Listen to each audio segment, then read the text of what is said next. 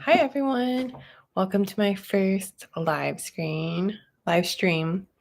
I am going to be reading and talking about a real book that's not on Kindle edition, and I'm super excited about this book because it has pictures that may not be the answer you're expecting, but honestly, the book is so beautiful. My aunt just gave it to me to borrow from her library. And since Charlie Munger just passed away this year, I don't know if he left a lot of questions unanswered. There probably are. But to me, knowledge and reading his words and also his commencement addresses, one of them is at USC. It's just something I really wanted to relish, think more deeply on, and really wanted to share my thoughts as I read. So I wanted to take this time to also see if you wanted to pick up a book that you wanted to read, because there is going to be some spaces where I wanted to basically bring people together in a more live and interactive environment, because not only do I think this would be more fun for me and hopefully keep me more consistent, it would also be a great way to feel less alone in a very individual activity like reading books can be. And so, without further ado, I'm going to take you along how I first go through or think about books. And this is honestly the prettiest book that I have come in for such a long time. So, I'm going to see if I could share a little bit here. Yes. So the original books or words written, and this book was actually written and inspired by Poor Richard's Almanack. And for those who do not know, I absolutely adore American history, especially 1776. I used to read textbooks for fun. And I just love the idea that something was written 200 years ago by Benjamin Franklin, and one of the great minds that we had the luxury of living with during our lifetime, actually created and wanted to add on to his own ideas. And to me, that's just not creating something great and making it greater, because Benjamin Franklin was, as they say, a true polyglot and did so many incredible things. The kite, Declaration of Independence, the Constitution. Well, hard to top that off. But through the process of trying to imitate or replicate greatness, I think that there is always new nuances that come with the advent of technology and new methods of thinking that we all could benefit from. And I do believe that Charlie Munger was definitely, he almost lived until almost 100, and he was one of the great minds of the century. So let's see what there is to learn more from him.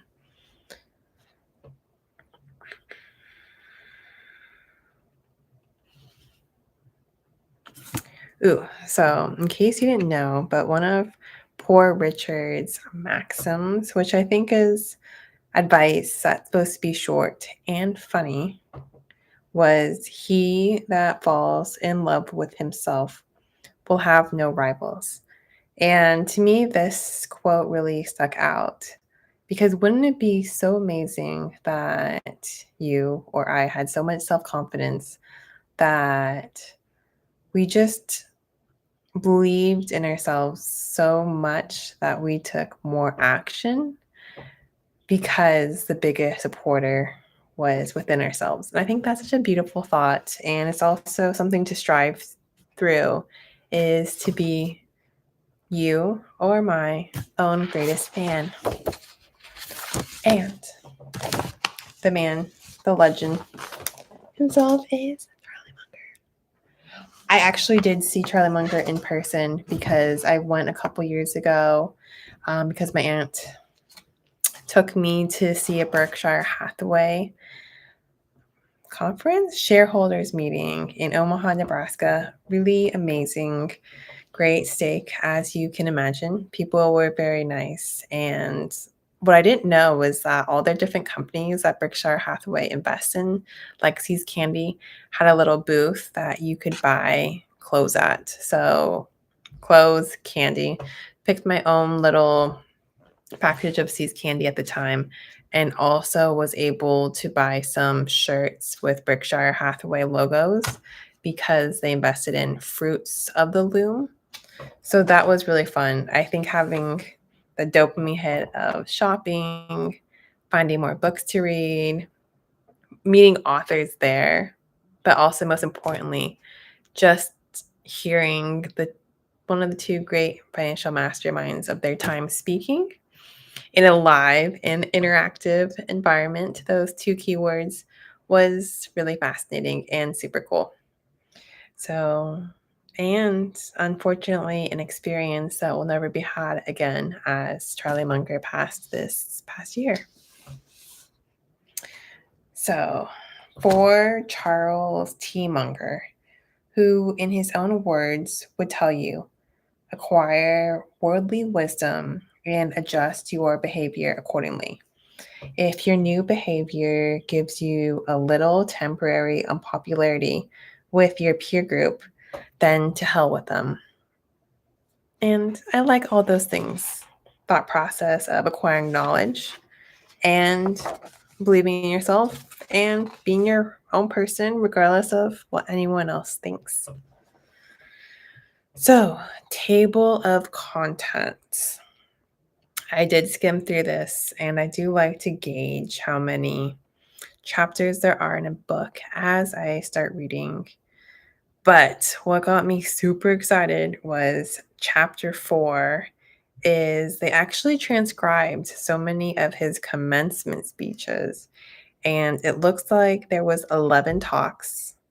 The one that I am most excited about for personal reasons is the USC Gold School of Law commencement address, but that doesn't come all the way until page 420. So, really excited to get there.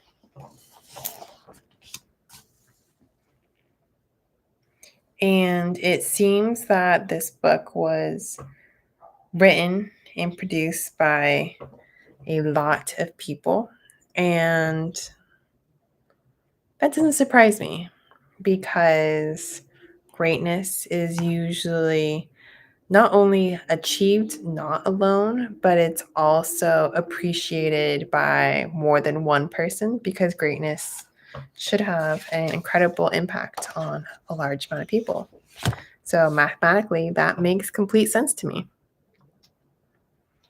All right, I am going to read The Ford Buffett on Munger by Warren E. Buffett.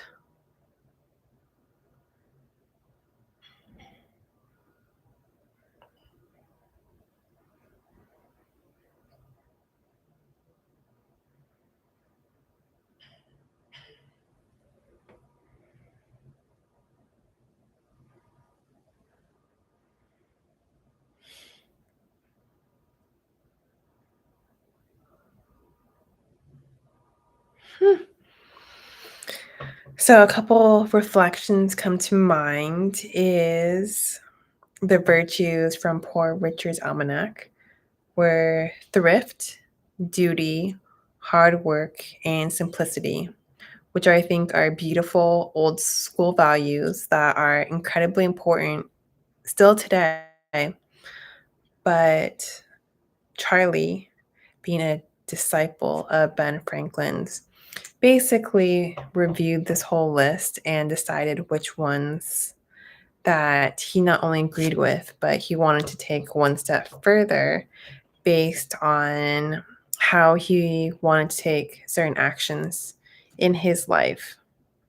And just to sum it up, what does that actually mean in practice? So, if Ben Franklin said, be prompt because timeliness is important, of course, Charlie said, be early. So, that's taking a train of thought and then just making it a little or a lot bigger. And I just love that thought process of not only valuing what someone great said, but taking it to the next level because you know that that person was so great and it worked out so well for them that if you just worked a little harder, did a little bit more, that you may be a little bit greater. Ah.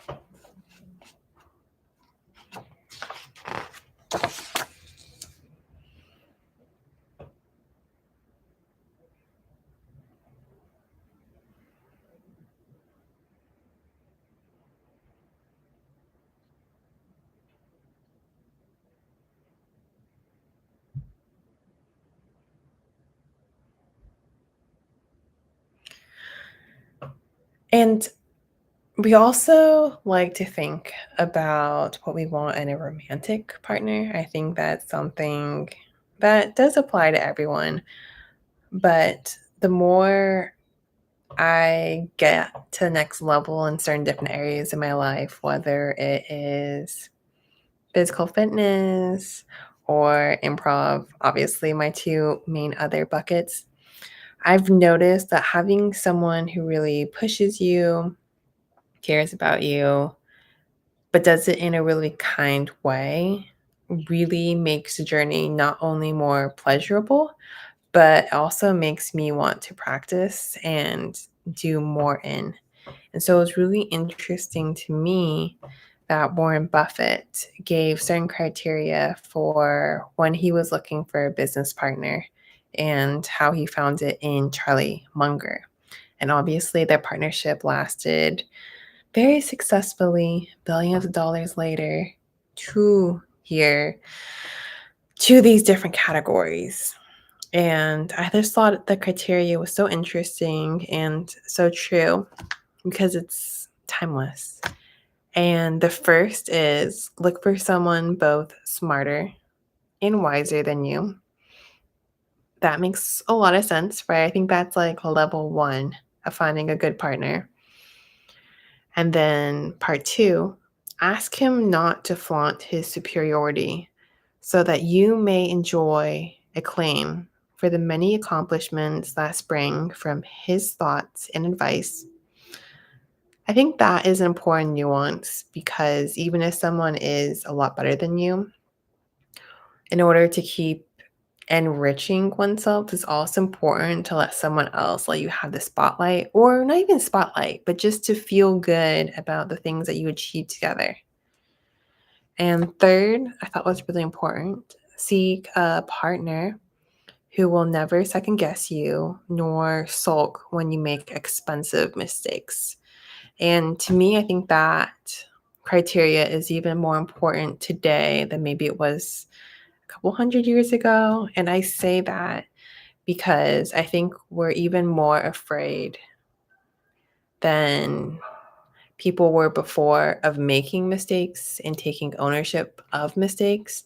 And a lot of it has to do with the fact that all of us individually, if we decide to partake in social media or even just texting, we have a lot more public lives. And with that comes the greater responsibility of having mistakes shown to the world. And whether that's your own little world, if you said something mean, off cuff, your text messages could easily be screenshotted and sent to multiple other people, or making the wrong comment online, or even your personal information, maybe financial, worst case, gets shared to a bunch of new people, and maybe that is a costly mistake for yourself. I think it is the most important trait is to find and really value not only someone who's not going to make your mistakes public, but also not even just being forgiving, but also not being angry when you do make mistakes and just being grateful that you could take ownership at that moment and work together to get to the next step, wherever that may be. Because the faster you get to the next step, the faster you're more likely to become successful. And Ooh, the last two are kind of fun, and I think it's important for longevity of a relationship, partnerships of all sort, is look also for a generous soul who will put up his own money and work for peanuts. So finding a workaholic or someone who just loves to work for a mission that you both believe in, I think that's also really important. And then the last, so I do think that this list ranged in criteria to being really serious. You want to find someone who's capable, but you also want to find someone who's good. But you also, lastly, want to find someone who could make hard moments fun. So Buffett says, finally, join with someone who will constantly add to the fun as you travel a long road together. Because I think ideally you would want your relationships, your partnerships to be long term. Because as you progress and you grow through this journey together, you're not only making that initial investment, but you're learning together. But that learning, those lessons you made from mistakes, also compound over time. And okay, so also Munger wrote a rebuttal on Buffett. It's really cool reading what best friends say to each other and just to have not only like a best friend who lasted decades, but also to know and be happy that you both were successful together, I think is one of the most beautiful things we could aspire to in our human friendships, relationships, people. So let's see what he says.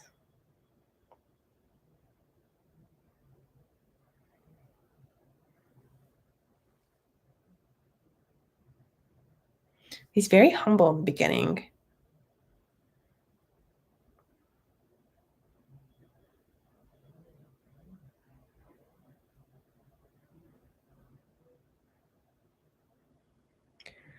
Okay, so he had the best ending to a best friend quote that you could ever have. And this is when, if Warren Buffett passes at that time, he thinks the top guy won't be as smart as Warren. But this is clutch ending note. But it's silly to complain. What kind of world is this that gives Warren Buffett for 40 years and then someone comes along who's worse? So, yes, Warren Buffett was a gift, and so was Charlie Munger. And now I'm going to read the introduction and see what other brilliant nuances or what people really liked about Charlie Munger.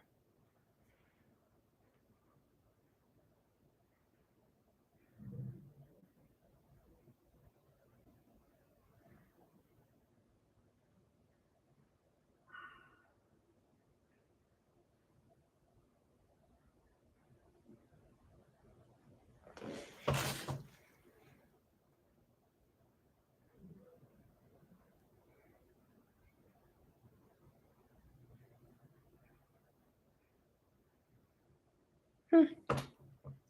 And it goes in detail about how Charlie Munger's principles, thought processes are just as relevant 20 years ago as they are today because his mental models that he used not only captured a multidisciplinary approach, but also were nuanced. So I think that's also really important as I dive deeper into different areas that I'm interested in is to recognize that there are no absolutes.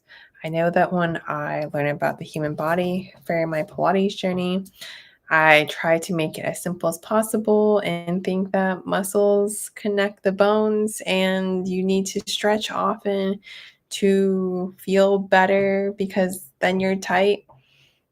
And I've recognized that something so simple like that is often wrong, especially because the human body is so complex. There are so many different nuances, the different muscles, the different part of the muscles, Body parts extend a lot longer than I thought they did. So I am very behind in that category. But needless to say, I realize that simple is a good start, but the more you know about something and you realize what's untrue about anything, the more you actually know about a topic.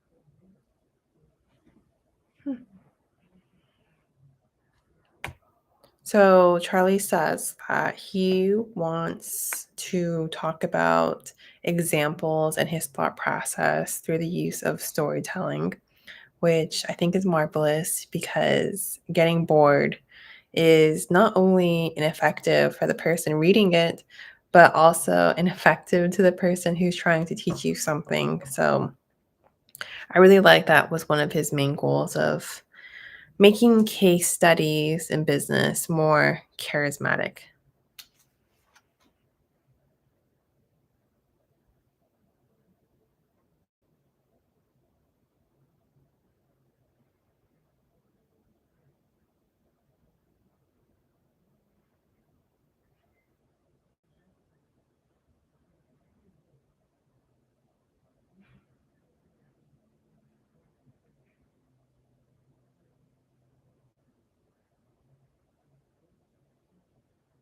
Ooh, this is interesting. So everyone knows about Charlie's Mungerisms, but he said that he was purposefully repetitious. Said the same thing a lot because being repetitious, saying the same thing a lot means that you, me, as the audience, is more likely to understand and remember all of his wisdom, which is key element to being a really great teacher.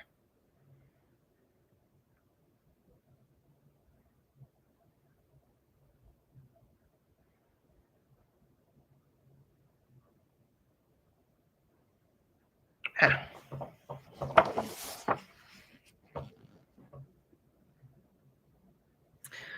And for me, I think one of the biggest hooks as a reader for this book was, and you can see it a little bit. So that's Charlie Munger reading a newspaper.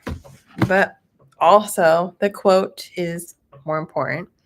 But he says, I've gotten paid a lot over the years for reading through the newspapers.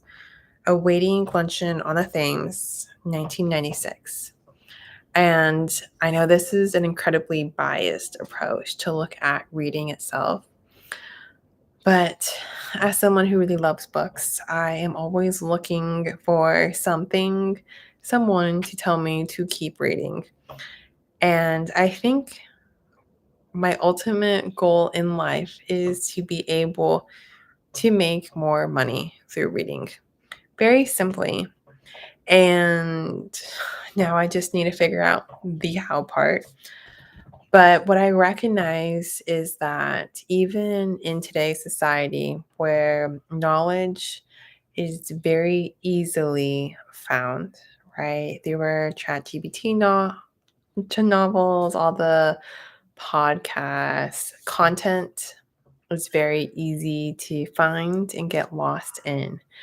But it's almost as if getting the answers, it's too easy. If everyone read is or is consuming the exact same thing, then how can each individual find the nuances that was once told a long time ago, but is still relevant today to recognize patterns, to find mismatches, which in this case could be carried forward towards technology, financial information, business pricing.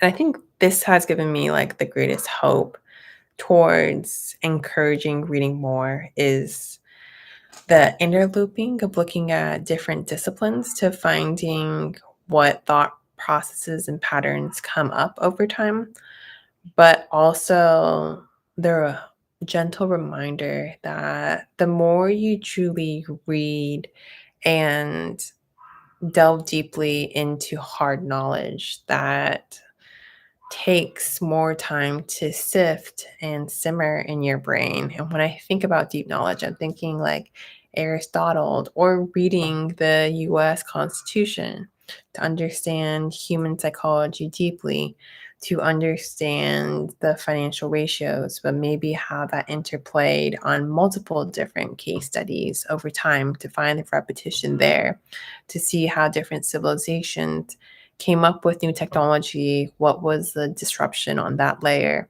How did the civilization adapt during that time to recognize different cycles of not only human behavior, but also maybe at a civilization level, is a way to differentiate oneself and one's level of thinking to someone with someone who really thought at such a critical level and was able to see things that the rest of the human population missed, which in this case made him a few $1 billion worth of money. And so that is one of the coolest linkages I've seen towards reading more and making money and how to get there a little bit.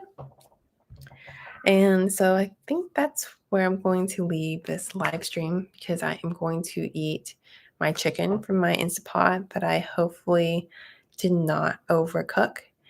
But I would really like to dedicate the rest of this live stream series to going through Charlie Munger's book, because I think for me also, I really want to read this book deeply, think a lot about how this applies not only to life 200 years ago, not only to life happening today, but what is life going to look like in 200 years?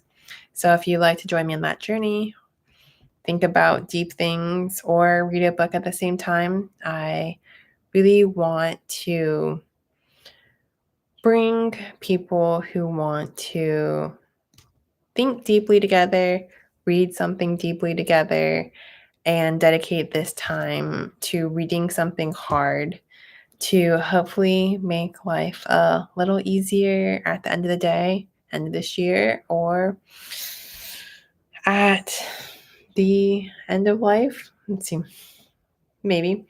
But yeah, so really appreciate you being here today, and we'll start on chapter 1 at the next live stream. Have a good Sunday night, and don't let the Monday scaries scare you away from a good sleep. Take care.